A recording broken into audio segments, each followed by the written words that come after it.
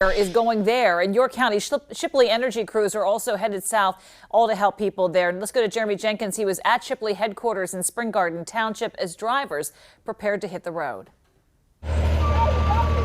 It was quite the show this afternoon at Shipley Energy in York County as staffers and managers gathered for a warm send-off. Our drivers all volunteered for this. We're always prepared to help support, but I think it says an awful lot about our organization that our team is willing to pack up and go, leave their wife and kids, and help others in need. Those drivers are part of an effort to get 6 energy trucks down to Florida as communities deal with the devastation of Ian.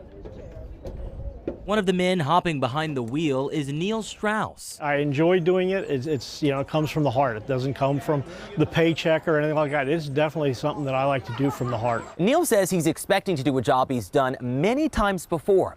During disasters, drivers will often take trucks just like this one into areas without power. That way, residents and organizations can fuel all of their equipment. As far as a timeline, CEO David Gruno says there isn't one.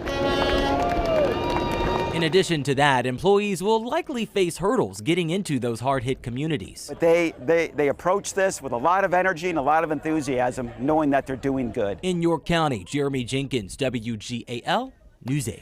And people from all over Pennsylvania are preparing to help the hurricane victims. The Red Cross already has a team on the ground. The next is about to go.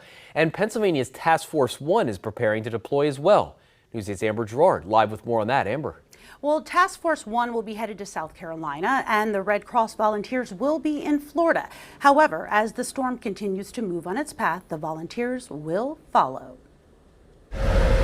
Pennsylvania's Task Force 1 is made up of 45 members, all prepared to weather any storm. I always say this isn't a job, it's a calling. They are firefighters, EMTs, engineers, search specialists, and canines. But before they leave, there's a lot to do. Make sure the boats have the right motors, check that all communication devices are fully charged, and see that the dogs have everything they need for what could be as little as a week or as long as a month. We're prepared for collapses, any types of water rescue, any type of tech rescue. And each member of the team is aware of the risks that come with this work. So I'm very thankful that we can send quite literally the best in the business. As Pennsylvania's Task Force 1 prepares to leave, the Red Cross already has a team of 18 volunteers on the ground. They might be there already a week. They might be there already 2 weeks. So now I'm the relief person. Dorita Bennett, a Red Cross volunteer with over 2 years of experience, will be heading to Florida this weekend,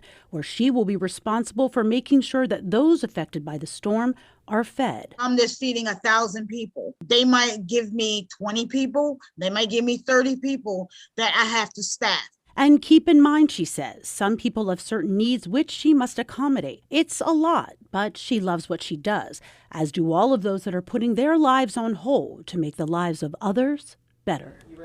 And Task Force 1 is not new to any of this. They played an instrumental role in the aftermath of the condo collapse in Miami. As for the Red Cross, to give you an idea of the responsibility that they have, right now an estimated 13,000 people impacted by Ian are in their shelters. Amber Gerard, WGAL News 8.